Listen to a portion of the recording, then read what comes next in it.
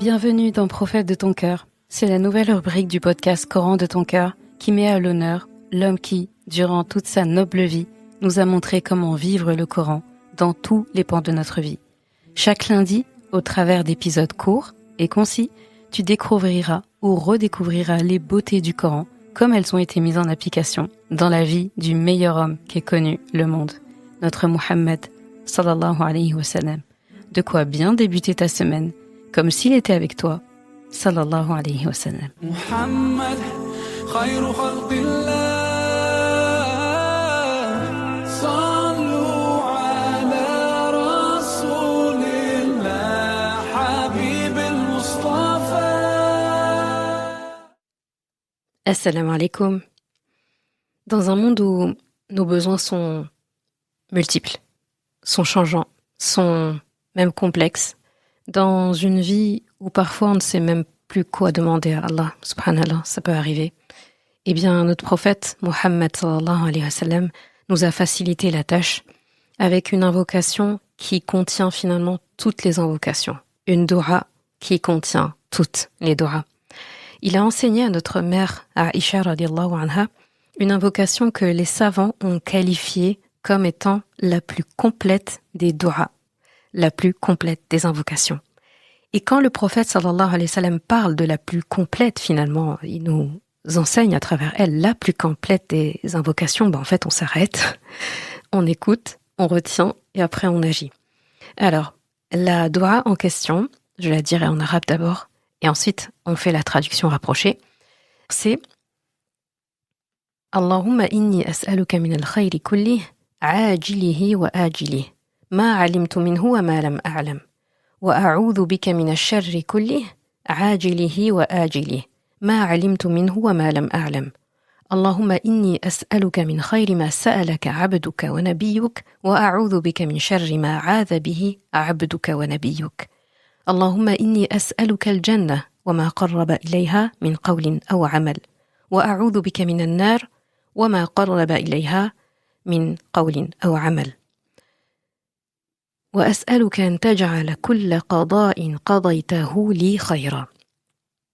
Donc, d'après Aïcha radiallahu anha, elle nous rapporte que le messager d'Allah sallallahu alayhi wa sallam lui a appris cette invocation. Ô Allah, je te demande tout le bien immédiat et le bien futur, ce que j'en sais et ce que je n'en sais pas. Et je me réfugie auprès de toi contre tout le mal immédiat et le mal futur, ce que j'en sais et ce que je n'en sais pas. Ô Allah, je te demande le meilleur de ce que ton serviteur et prophète t'a demandé. Et je te demande de me protéger contre le pire de ce dont ton serviteur et prophète t'a demandé d'être protégé. Ô Allah, je te demande le paradis ainsi que les paroles et les actes qui en rapprochent. Et je te demande de me protéger contre l'enfer et de me protéger contre les paroles et les actes qui en rapprochent. Et je te demande que tout décret que tu as émis me concernant soit en ma faveur. C'est un hadith rapporté par Ahmed, donc tu trouveras ça dans le recueil de l'imam Ahmed. Alors, cette doua, je pense que tu as compris pourquoi les savants la qualifient de la plus complète des douas. Et je pense que tu comprends aussi en quoi c'est une pépite et en quoi c'est un trésor en réalité que le prophète sallallahu alayhi wa sallam a donné à Aïcha radiallahu anha quand il lui a appris cette invocation. D'ailleurs, on en parle du fait que, machallah, c'est hyper beau, je trouve, un homme, là on parle du prophète sallallahu alayhi wa sallam, un homme qui transmet quelque chose à son épouse, un homme qui transmet quelque chose à sa famille, qui donne à sa famille en priorité. Et ça, c'est beau. Et c'est tellement beau que, finalement, nous, après, on y a accès. Donc, on va prendre le temps de parler de cette doua parce qu'elle est très belle avant que, je pense que tu me vois venir. Ça va être une doua que tu vas apprendre par cœur, je sais que tu vas le faire.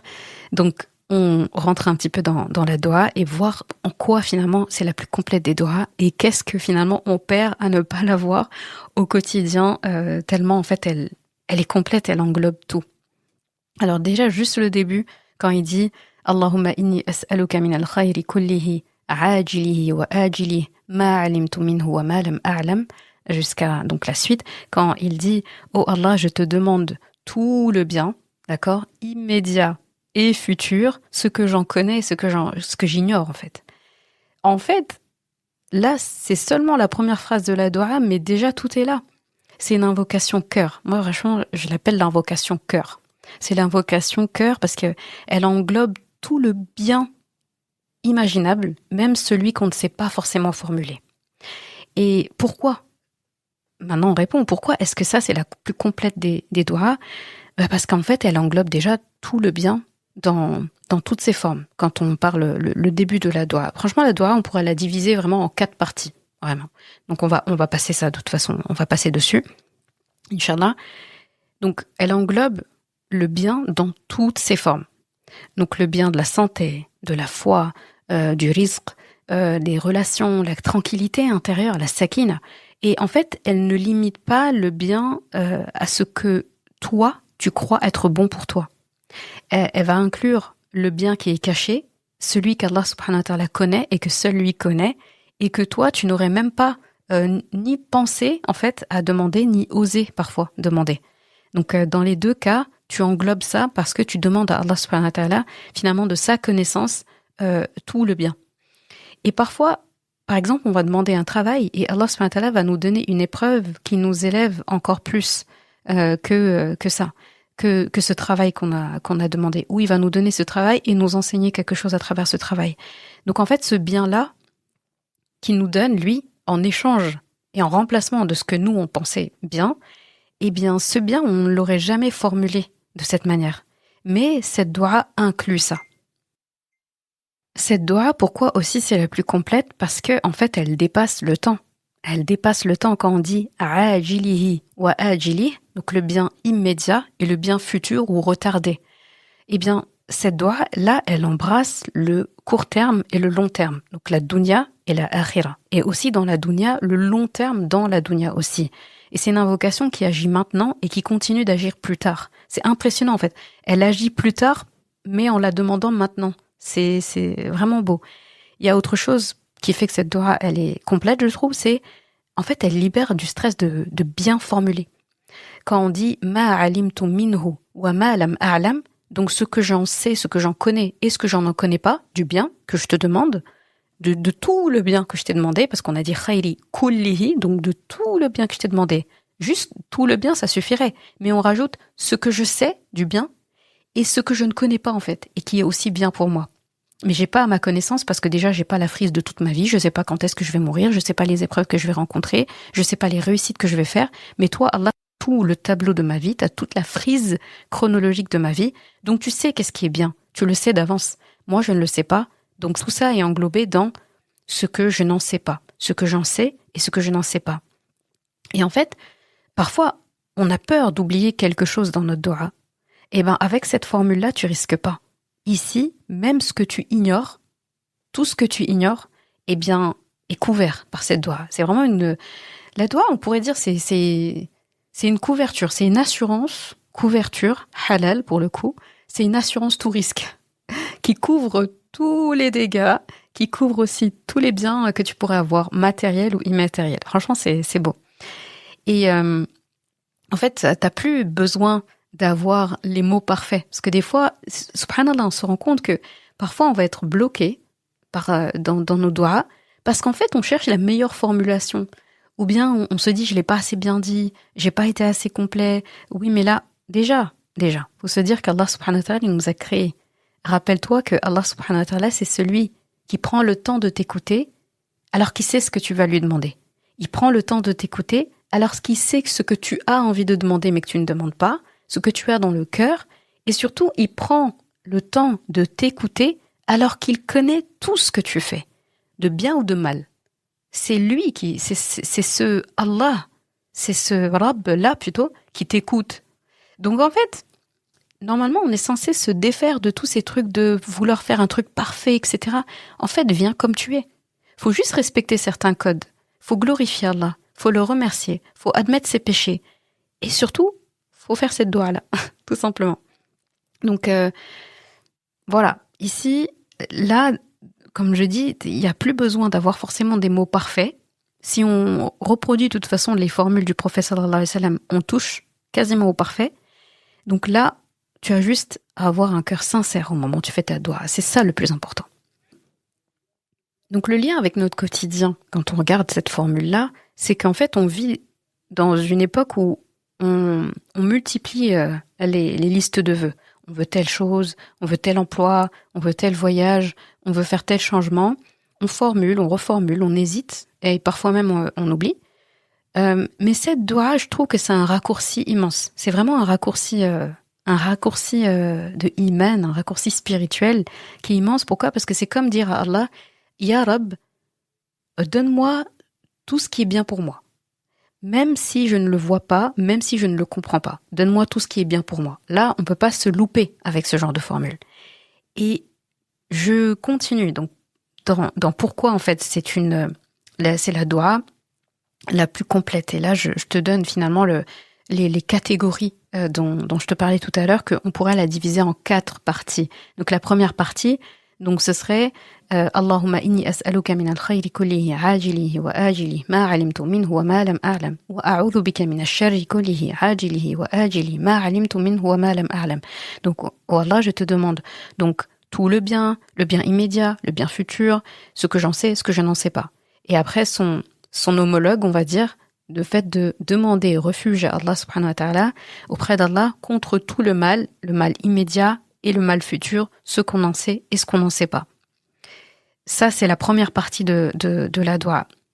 Et en quoi cette partie-là fait aussi que c'est la doua la plus complète? Parce qu'en fait, ça englobe, comme j'ai dit, tout le bien, tout le mal, y compris ce qu'on ignore. Donc quand on dit Allah, je te demande tout le bien, donc ça inclut tout ce que j'avais dit, ce qui est visible, invisible, etc. Le bien de demain, d'accord ? Le bien de maintenant, le bien de demain, le bien de l'au-delà, et même le bien qu'on n'a pas su formuler. Et quand, on parle du mal ici, donc Allah, on lui demande à travers cette doua de nous protéger de tout le mal, même celui qu'on ne voit pas venir. Et je pense que la partie le mal là, elle est vraiment à prendre en considération. Faut pas le prendre à la légère. Quand on demande à Allah subhanahu wa ta'ala ce refuge-là contre tout le mal, ce qu'on en sait, ce qu'on n'en sait pas, immédiat et futur, et ben en fait, faut penser au mal dans les relations, au mal finalement qui est dans les épreuves par rapport à peut-être notre comportement dans les épreuves, la pensée qu'on va avoir pendant les épreuves, nos gestes et nos actions pendant les épreuves. C'est pas l'épreuve qui est un mal parce que c'est Allah qui nous l'envoie et Allah ne fait pas de mal. C'est plutôt les conséquences par rapport à notre comportement nous ou les gens qui seront en lien avec nous dans cette épreuve. Donc les intentions des autres aussi, ça peut être un mal parfois, les maladies cachées, etc. Ce dont on n'a pas connaissance. T'imagines, moi j'aime bien cette partie-là, ce que tu en sais, ce que tu n'en sais pas. Parfois on circule sur terre, on marche et on ne sait pas qu'on transporte quelque chose de mal, qui est le fruit finalement des fois de nos excès ou de notre négligence. Qui nous garantit finalement qu'on n'est pas en train de marcher et circuler avec une maladie grave, mais qui, par la rahma d'Allah, est en mode, on va dire off, elle est offline, et en fait, au moindre, c'est-à-dire cette maladie, elle attend le moindre faux pas finalement pour se déclarer. Eh bien, avec cette doua-là, on peut changer un destin. Comme disait un savant, qu'il ne voit pas finalement de choses qui peuvent changer autant le qadar, donc le destin, comme la doua peut le faire. Finalement, il disait qu'il voyait, la seule chose qu'il voyait qui pouvait renverser le destin, c'est l'invocation. Et tu me diras, même dans ton destin, c'était prévu que tu allais faire cette invocation. Donc c'est beau, hein, vraiment c'est magnifique. Donc en faisant cette doua-là, peut-être qu'on va éteindre un mal qui était en train de sommeiller, se déclarer petit à petit en nous, et dont on n'avait pas connaissance. Parce qu'encore une fois, on ne sait pas tout de nous. On ne sait pas créer nous-mêmes. On n'a pas tous les codes. On regarde juste la médecine aujourd'hui. On n'a même pas fini. Je dis pas on n'a pas fini. On n'a même pas commencé à comprendre le corps humain.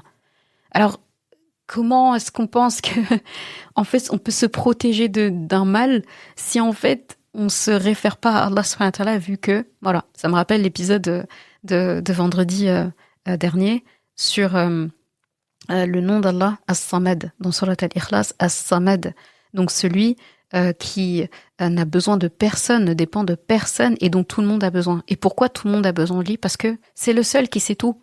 déjà. Et en plus, il a besoin de personne, donc il est complètement libre de tout engagement, de toute responsabilité, de toute préoccupation autre que d'être notre Rabb.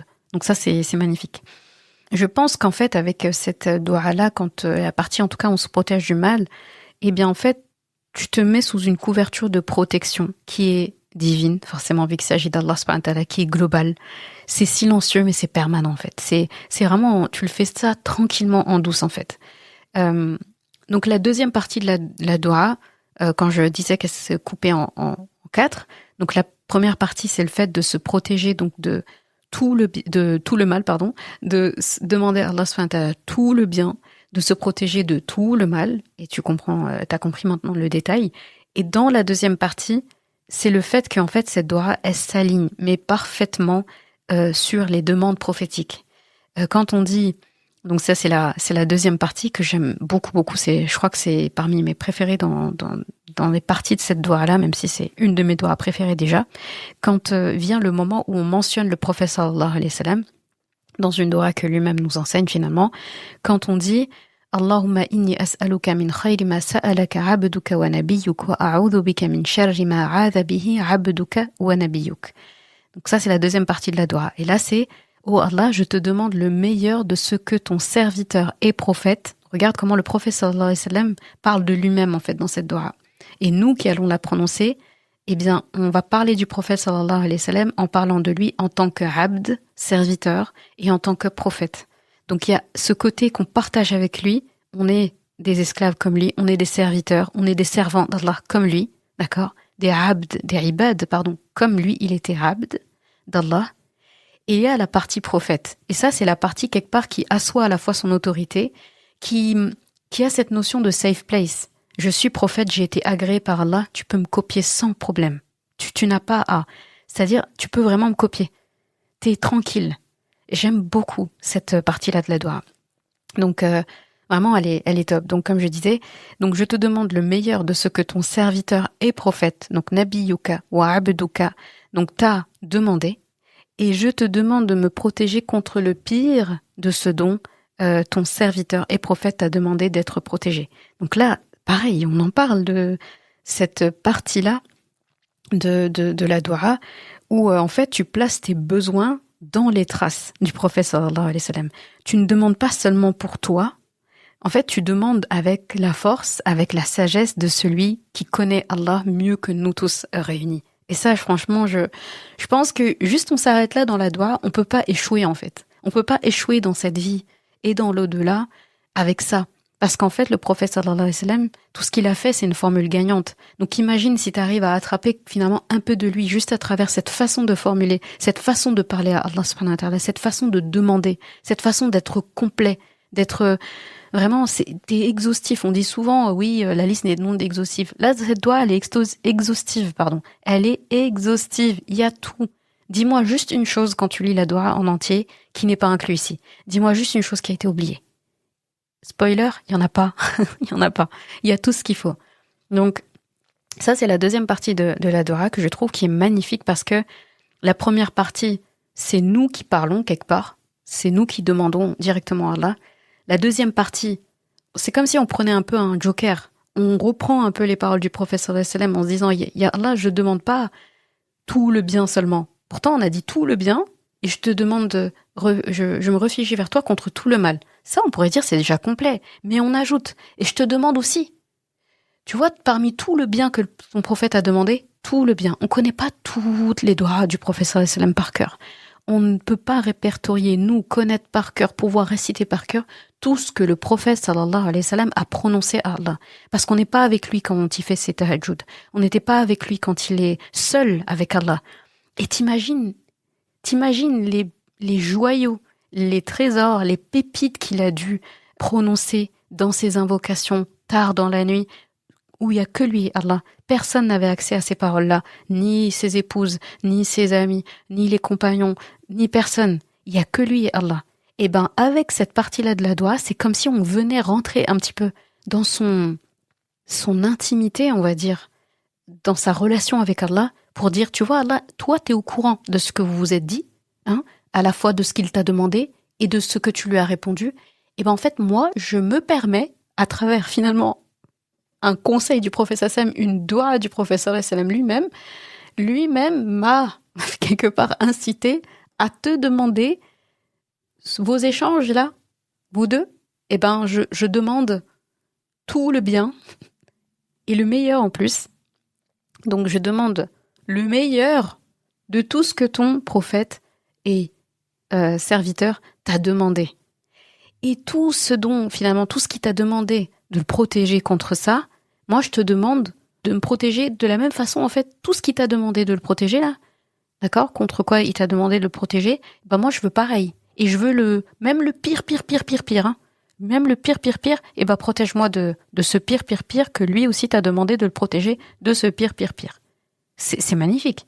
Donc en fait, là, j'ai l'impression, c'est comme si Rasulullah sallallahu alayhi wa sallam, répète après moi, sallallahu alayhi wa sallam, comme ça on gagne plein de hasanat et c'est un plaisir finalement de faire cette salutation sur lui. Tellement il a du mérite, cet homme, sallallahu alayhi wa sallam. Là, j'ai l'impression, comme je disais, qu'il est en train, juste à travers cette formule, je suis très émue même en pensant à ça, j'ai vraiment l'impression à travers cette invocation, surtout cette partie qui nous invite chez lui en fait. J'ai vraiment l'impression qu'il nous ouvre la porte de sa modeste et merveilleuse maison et qui nous disait viens prends place, viens écouter mes conversations avec Allah, conversations privées, genre personne n'a cet accès VIP, viens. C'est beau en fait. Et il réussit à faire ça et cet effet dure bien après sa mort et jusqu'à la fin des temps. Il y a que un prophète comme Rasulullah sallallahu alayhi wa sallam qui est capable de ça.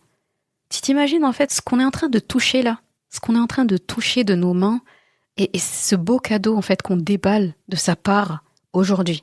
C'est magnifique. Donc tu comprends que cette doua, je pouvais pas la garder au cas où tu la connaissais pas. Si tu la connais, c'est un beau rappel. Si tu la connais pas, alors là, je suis ravie d'être la première personne à t'en parler et de pouvoir empocher des hasanats à chaque fois que tu vas l'employer ou en parler à quelqu'un, parce que là, après ça, t'es obligé de faire perdurer la chaîne, hein. Tu vois, Aïcha, elle l'a eu du prophète sallallahu alayhi wa sallam, donc il nous l'a transmis finalement à nous tous.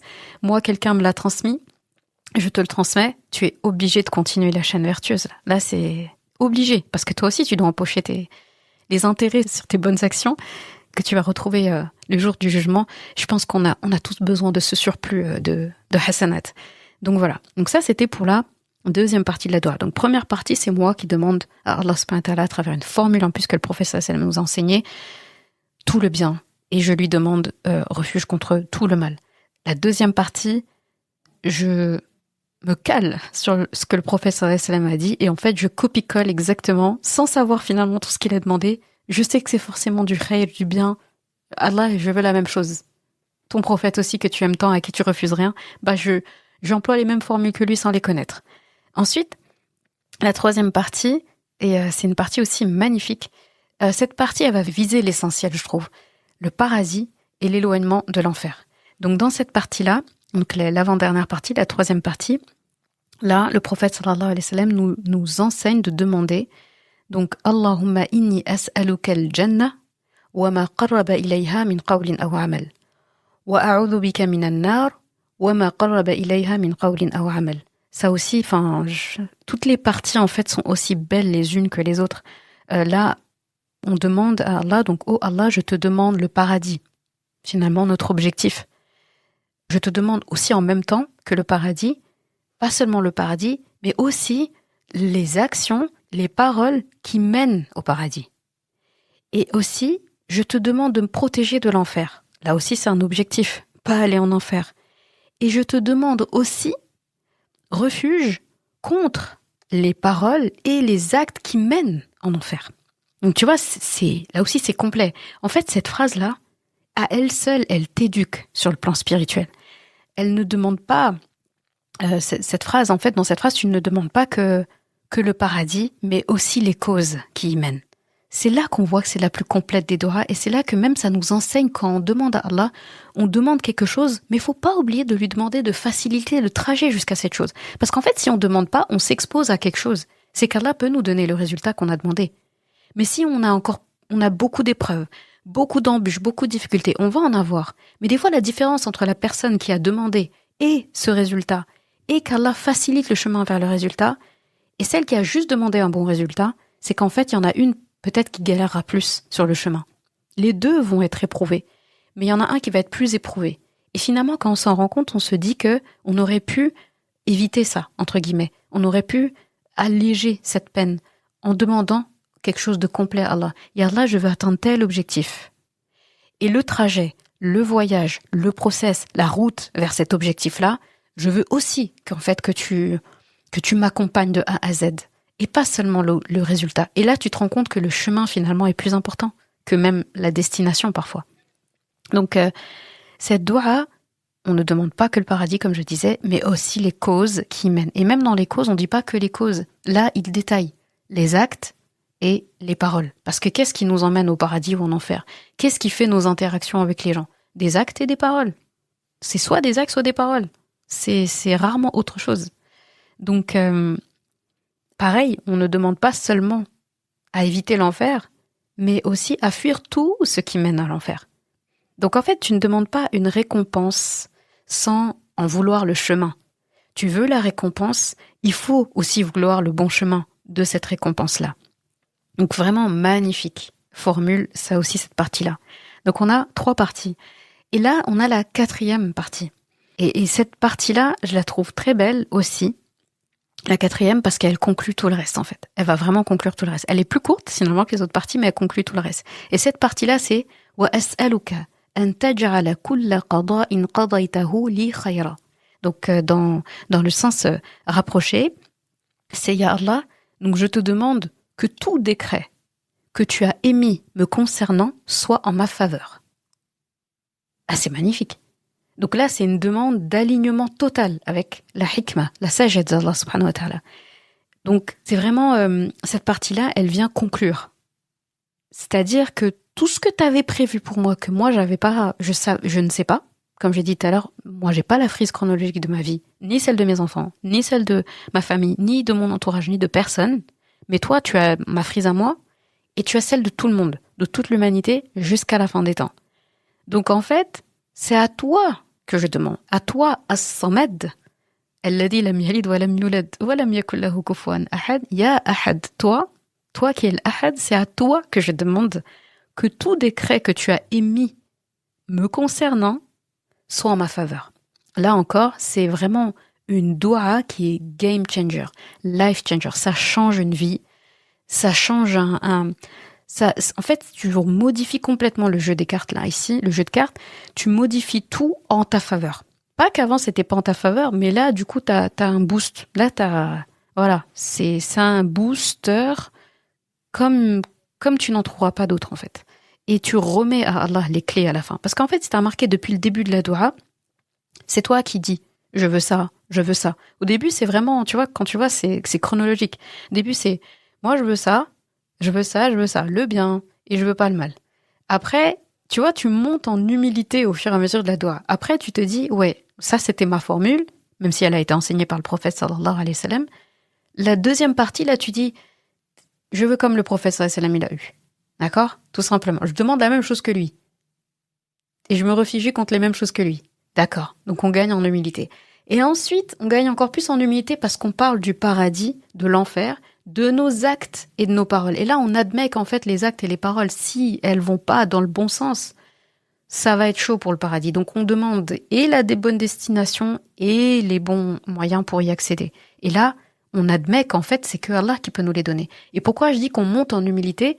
Parce qu'en fait, qu'est-ce qui arrive aujourd'hui? On aime bien, aujourd'hui, les discours, oui, je me suis fait seul, j'ai fait ça tout seul, je me suis construit, etc. J'ai eu ça. Mon début n'a pas été facile. J'ai pas été favorisé. Mais tu vois, j'ai réussi. Là, avec cette formule, on nous rappelle un peu que, oui, mais résultat, route vers le résultat, sabab, etc. Tout ça, c'est par la grâce d'Allah, c'est bi'idnillah en fait. Ta force n'y est pour rien. Donc ça nous rappelle un peu que, ok, et le chemin, le voyage et la destination, je les confie à Allah. Là, tu changes quelque chose. Et là, tu réussis. Et non, tu ne t'es pas fait tout seul.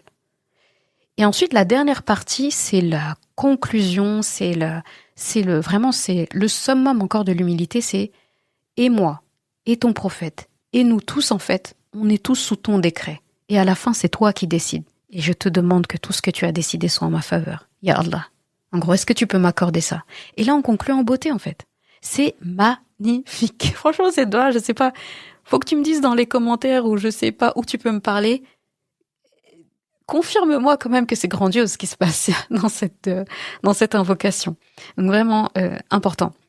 Et donc les 3 objectifs simples que tu peux mettre en place ici par rapport à cette doua. Donc l'application concrète, c'est la partie aussi intéressante de ce podcast, c'est ce que je te recommande vraiment. Apprends-la par cœur. Là, cette semaine, il n'y a pas d'excuses. On est lundi, tu l'apprends. Vraiment. Et tu peux découper en fait. Franchement, tu commences même par une ligne de cette doua. Tu peux te diviser en 3 parties. Tu peux l'écrire, l'afficher sur ton miroir, en fond d'écran, sur les notes de ton téléphone, pour que tu puisses voir ça régulièrement. Faut l'avoir à portée de main. Vraiment, faut l'avoir sous la main. Tu peux te faire une routine, en fait. Soit tu le dis chaque matin, c'est bien pour commencer la journée. Chaque soir. Perso, c'est tous les jours. Moi, celle-là, c'est tous les jours. C'est genre, je me suis rendu ça obligatoire, à moi en tout cas. Ça peut être après la prière aussi, si tu préfères. Donc même une fois par jour, ça suffit à rétablir, ça donne une direction en fait. Une direction solide à ta journée, ton mois, ta semaine, ta vie en fait. Et vraiment, ajoute-la à toutes tes doigts. C'est très important. C'est comme une signature pour compléter tout ce que tu pourrais avoir oublié. Donc très très important, fais ça, ça va t'aider. Donc comme je disais, faut que tu l'apprennes par cœur. Faut que tu la transmettes. Faut vraiment que tu la transmettes autour de toi. Donne-la, transmets-la à quelqu'un autour de toi. Commence par tes enfants, dis-le à tes parents, dis-le à tes amis. Vraiment là, aujourd'hui, tu vas savoir, tes amis, ceux qui t'aiment vraiment hein, et qui connaissent cette doua, ils doivent t'enseigner cette doua s'ils ne l'ont pas enseignée. Et toi aussi, si t'es un bon ami, faut partager. Il faut partager cette doua et transmettre cette chaîne vertueuse. C'est très, très, très important. Donc, l'apprendre et l'utiliser, la transmettre, très, très important. Et agir. J'irai agir en fonction. Parce que une doua de cette ampleur-là, elle va avec le fait de mener un mode de vie de futur habitant, future habitante du paradis. On peut pas prononcer cette doua et dormir, être dans le rafla et faire n'importe quoi. En fait, la même bouche qui prononce cette doua doit faire attention à ne pas rentrer dans des grossièretés, dans de la médisance, dans de l'humiliation, dans des polémiques qui ne terminent pas, dans des paroles futiles, dans des blagues futiles, dans tout ce que finalement Allah n'aime pas et tout ce qui nous éloigne de ce nour-là qu'on est censé avoir. Ce genre de doua, en tout cas moi, c'est ce que j'ai observé à force. Quand on prononce beaucoup quelque chose, il y a le bénéfice déjà de la doua qu'on fait, mais au-delà de ça, des fois, il y a des bienfaits qu'on ne soupçonne pas et qu'on n'avait pas imaginé et qui vont au-delà de notre demande. C'est, en fait, à force de la prononcer, c'est là qu'on se rend compte qu'Allah a commencé à nous exaucer. C'est qu'en fait, on dit moins, on prononce moins de choses qu'Allah n'aime pas. Subhanallah, c'est comme un petit effaceur au fur et à mesure.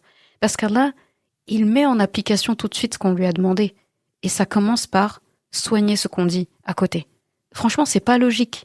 La même bouche qui prononce ça, et à côté de ça, elle insulte quelqu'un, elle humilie, elle se moque, elle fait pas preuve de rahma. Ça n'a pas de sens. Donc ça fait partie des objectifs. Donc comme tu vois, le prophète sallallahu alayhi wa sallam, il nous a laissé des joyaux. Ils sont simples d'emploi, mais tellement beaux. Tu vas voir, tu vas l'apprendre très vite. De toute façon, quand tu vas comprendre que tu as besoin de cette doua, tu vas l'apprendre très très vite. En une semaine, franchement, tu l'as dit tous les jours, elle est apprise.